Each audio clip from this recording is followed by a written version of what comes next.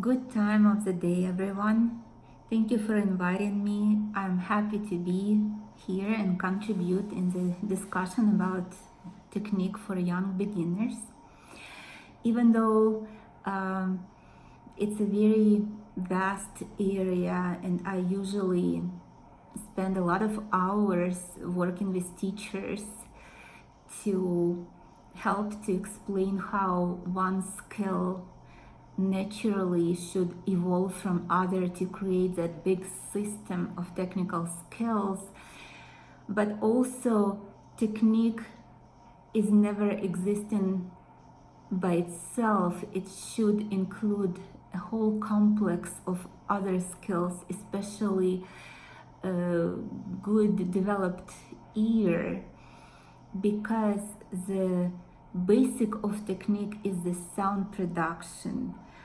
Our goal is not to raise piano acrobats, but musicians, and technique should only help students, children, to develop a good sound, a good touch, so they can create a personal connection with that sound, with the piece, with the composer, and express their feelings on the piano.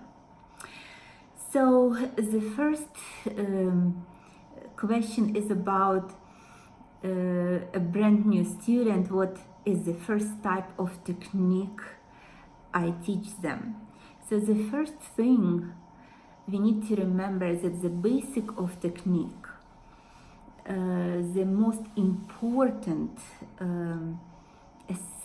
the most essential skill all the pianists must have is how to switch easily and freely and quickly from tension to relaxation. And that's what majority of the students don't know how to do. That's why relaxation exercises, comparing the feel of tension and relaxation away from the piano, at the piano, are absolutely necessary. But young children do not know the reason and purpose for that. That's why we need to remember to do it in a form of game. While listening to beautiful classical music, so their body could find natural movements and could get the right feel and sensation of that relaxation that we need in playing the piano.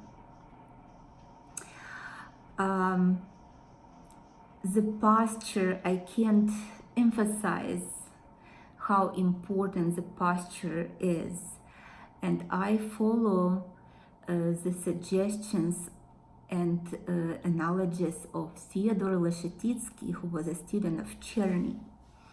He compared the posture of a pianist with the posture of a horse rider.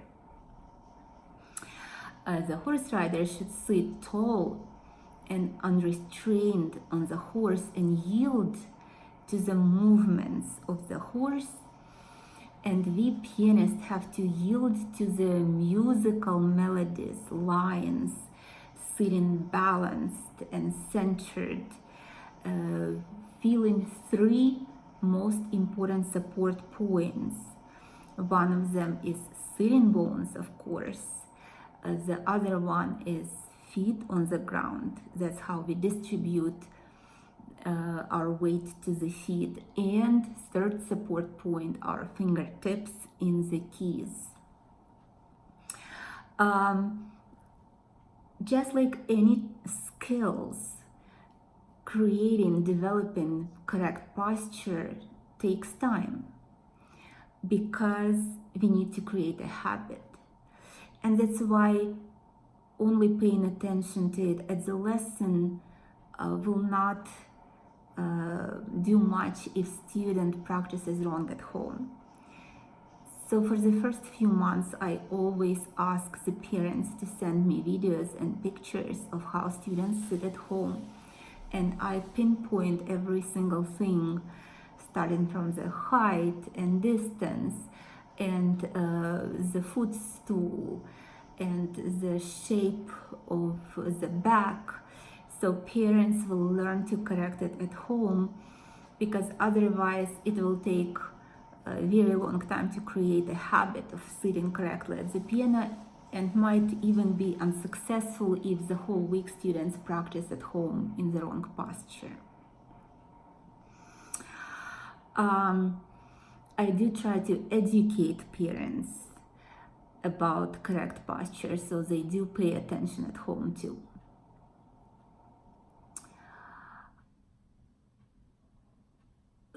While using the pedal, we need to keep the same posture. That's why having such a device as pedal extender is absolutely necessary. And it has to be good quality. So I would suggest to invest in a good pedal extender so it doesn't break or doesn't make noises when students press on the pedal, and comfortable in use. Unfortunately, I haven't found the ideal one yet, but the one I use is PE2. PE2. That one is better than others, but still not ideal, of course.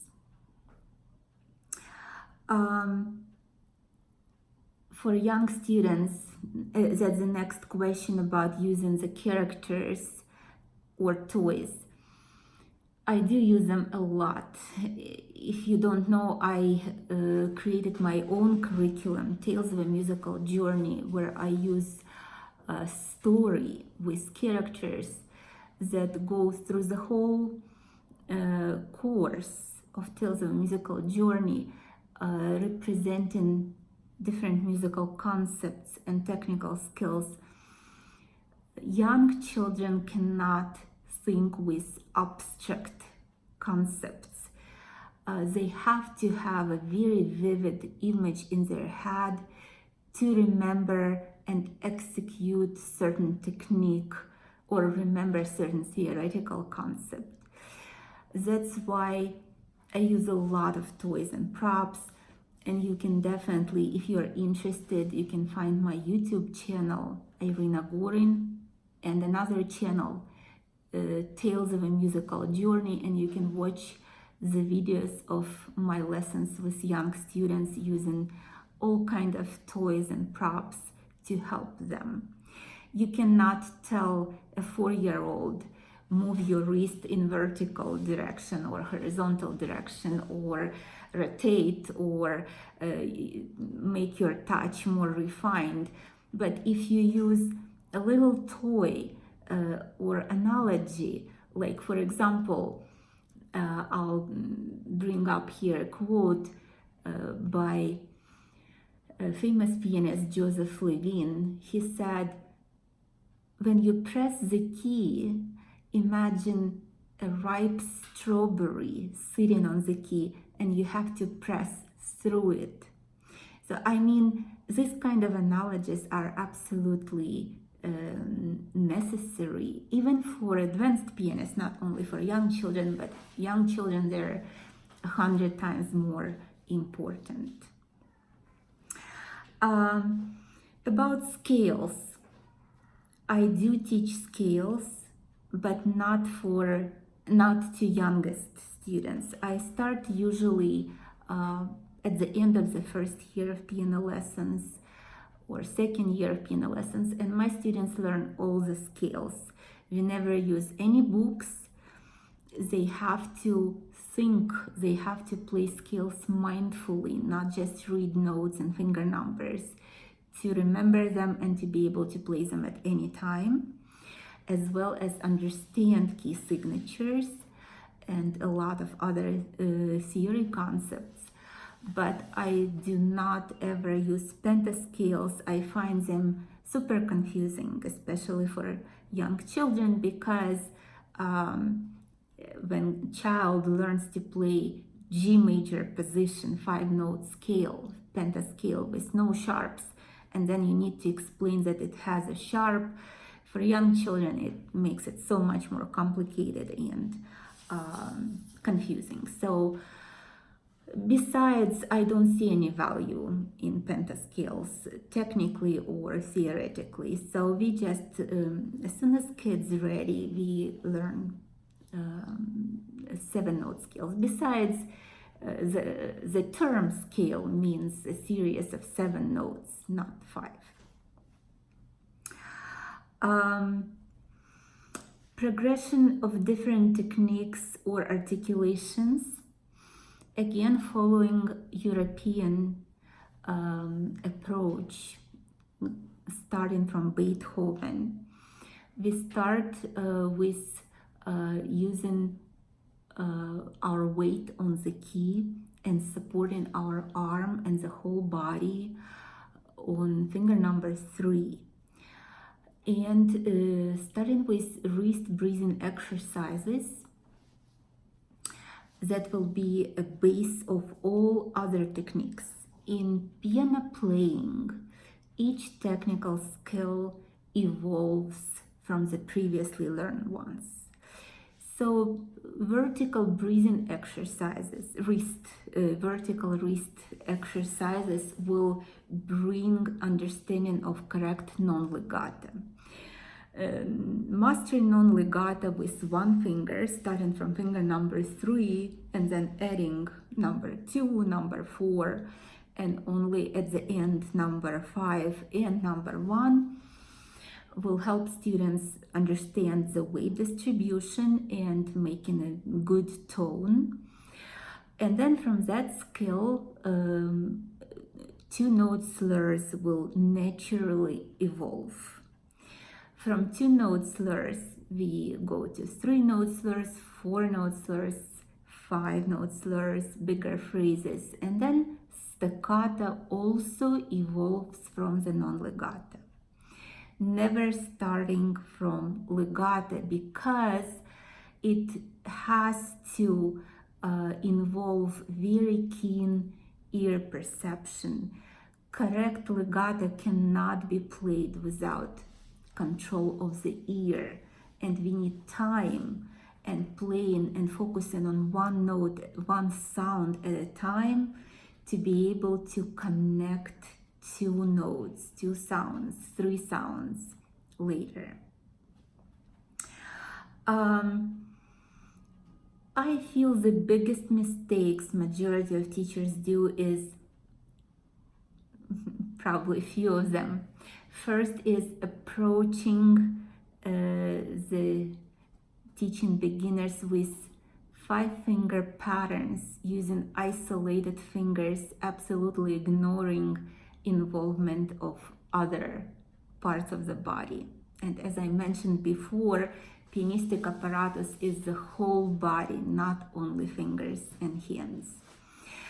And another mistake I feel, there is not enough ear training involved in the lessons. Listening to music, we cannot expect our students to like classical music if they don't hear it, and they don't have many chances to hear it at home, so they at least need to hear it at the lessons. And we need to teach them to listen actively, to not just hear music on the background as a noise, but to be able to analyze some elements of it.